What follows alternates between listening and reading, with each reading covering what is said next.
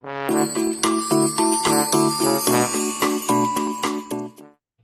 hello everybody. Welcome to another edition of the Hot Seat Interview. I am your host, Leo Brady from AMovieGuy.com.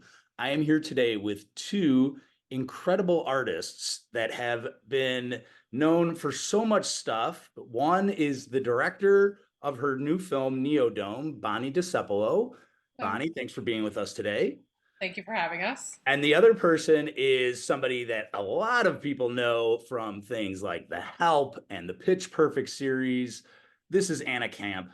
Thank you so much for being with me today. I'm so excited to be here. Nice to Yeah, meet you. this is so great. So I like to start my interview series by asking everybody what movie or or cinematic moment for you made you say, I want to be an actor, or Bonnie, in your case, an actor and a director. What pick that one movie that sort of kicked it off? Great question. Oh my God.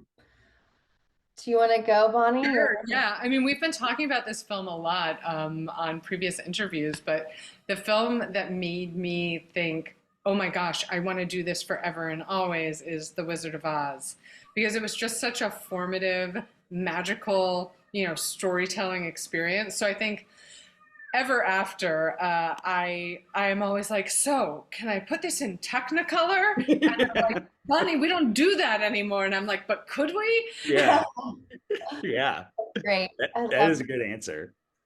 I think, I mean, there's so many, but my sister is 7 years older than I am, and she's also an actress. And so I was a lot younger than her, watching a lot of old movies growing up because she really loved Vivian Leigh, Clark Gable, all of these old movies. And I think I watched A Streetcar Named Desire with Marlon Brando and Vivian Leigh. Yeah.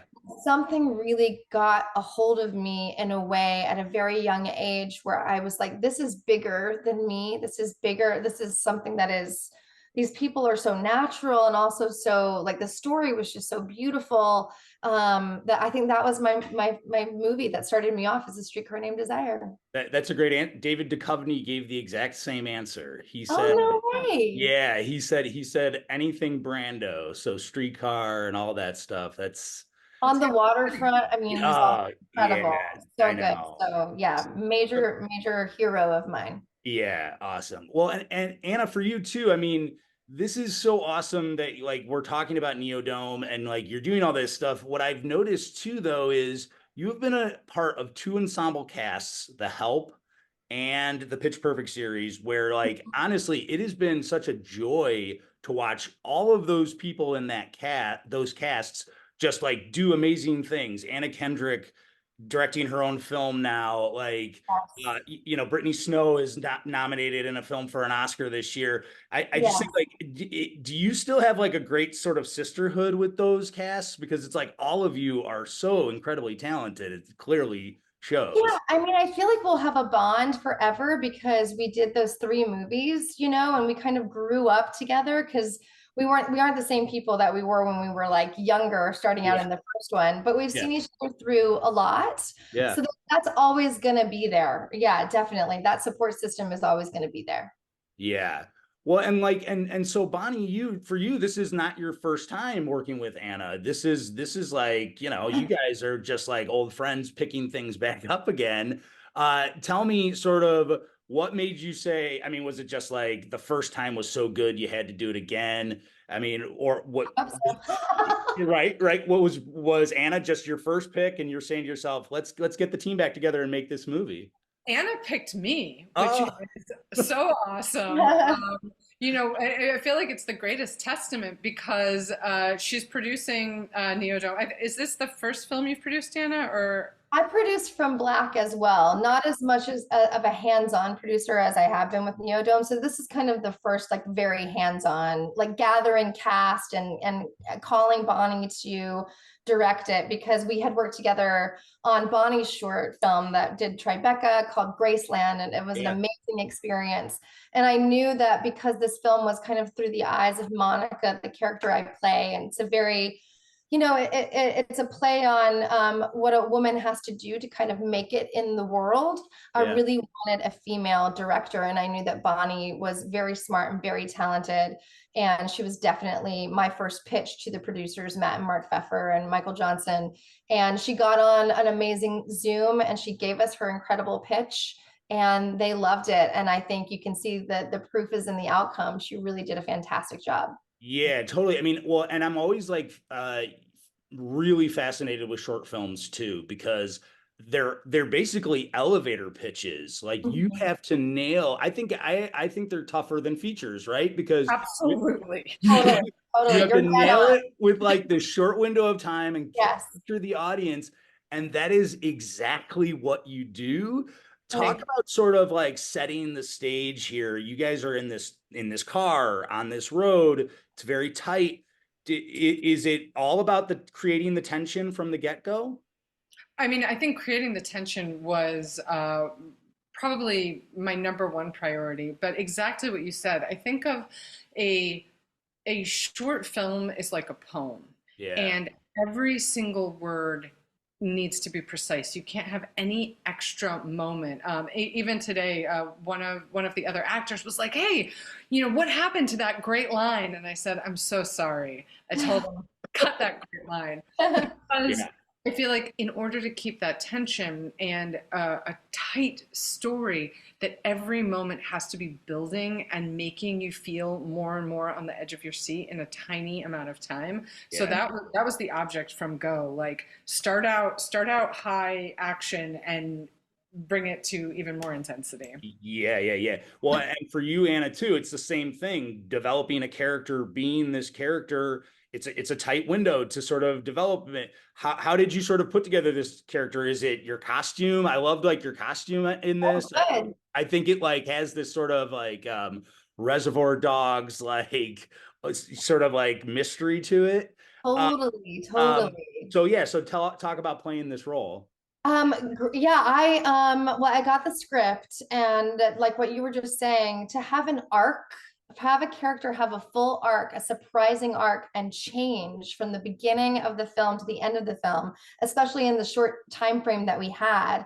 I Yeah. thought that it was very much already on the page, so that already excited me. So I was like, I thought you think you know who Monica is, right? And then Yeah. you were like, oh, you don't know. And even when she gets in the car and she drives off to the dome, I still think there's a lot more to learn about her, which is why I was so excited to take this short and actually turn it into a television series. Yeah. Yeah, I think everything is about creating interest and creating questions for the audience and giving them little hints and having them go, wait, why is she wearing that suit? Why is she walking on the road? Where did she get this gas can? It's Yeah. not it's not something that you sit back and you passively watch, right? Yeah. As an audience member, you're fully engaged the entire time, which is something we really wanted to create with each character, with the setting, even Right. with the dialogue. It's heightened in a way that is like Shakespearean almost, because it's all subtextual. So I think that we're trying to create an interactive experience for each audience member to watch it. I Yeah. just want to say for everybody who's watching, like the sharp turns that Anna makes as an actor in Neodome Yep. is some of the most precise and beautiful, riveting stuff. Like, Anna is great and is great in everything, but what she's doing in Neodome, I think, is this polished gem of her making these like zigs and zags, and they're happening so fast, and you can see every thought in her eyes. I'm so proud and excited for people to see Anna as Monica because it is something so different, and I feel like audiences are going to want to watch her for 5 seasons doing this. Yeah, That's totally. right, Bonnie. Yeah. Well, and Bonnie too, talk about sort of you talked about the Wizard of Oz already. I mean, that's interesting. Like I instantly was like, oh, they're on the yellow brick road here. And you've been a part of like sci-fi films yourself. You were in the Guardians of the Galaxy. You've done tons of cool stuff. But this is sort of Mad Max meets the Wizard of Oz. Do you have sort of an idea of how much more this universe could expand? Because I kept thinking, like, what happens when they do get to the dome? I'm like, is it Logan's Run? Is it a utopia? What's going to happen? And that kind of leaves Yeah, I everybody mean, excited. I think that's the conversation that we've all been having. What we talked about when we were filming Neodome is what is the whole backstory and what is the future story. That I wanted to do this little slice, but Yeah. have all of that backstory for the characters infiltrate what we were doing. So I think that's what Anna and Mike and Nick are, you know, Larry and Gary and Monica are bringing, that we talked all about what's the world, what has led us to be in this post economic collapse America, what do they think they're going to. And I think the long-term series is going to be able to build a la Lost on all of those characters, on their prequel, and then on the road to the dome, and also when they arrive in the dome. So there's a lot of story. Yeah. Mhm. Yeah, that'd be awesome. So and Anna too, question for you with your cast, getting to know these people, you know some of them already clearly, but like you have to sort of get physical and be sort of uh, like you said, mysterious, mean, afraid of them. Talk about creating that chemistry to make it work. I think like, you know, some of your cast, obviously they just all have the look. Like it's just like, Definitely. Yeah. yeah. No, I will say they are handsome men. Great acting, great hair, great makeup, great wardrobe. Because those are good looking people. All four of them. Yes, and the guy that plays Larry, he has fake teeth, so he Yes. brought teeth to the day that we shot, and we were like, "You're amazing."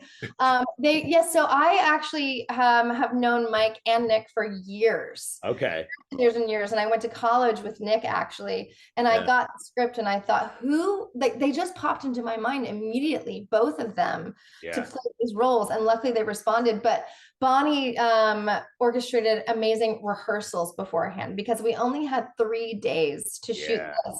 And Yeah. because everything is subtextual, we're like, we need to make sure that by the time we get on set and we're shooting and we're in the car, we know what we're saying, we know what we want from each other. We set up like a little 4 chairs that we were like in a car and we were like rehearsing in a studio. So by the time we got there, we were ready to rock and roll. But we talked in depth about each person's backstory, where they were going, what they want, what do these lines mean that they're saying, and like how we're testing each other. It's basically a game of chess in Yeah. the car. So that really kind of set the stage for a very, when we got to shoot, we were ready Yeah. and we really ramped the tension up because it was hot as hell in the desert when we were shooting. Yeah. So I'm literally sweating in that suit, but it was like very helpful. So when I say it's hotter than a jalapeno's coochie, it was. Yeah. That's It good. really was. Yeah. That's awesome. All right, my last question before I let you both go. This has been such a great conversation. I could talk forever.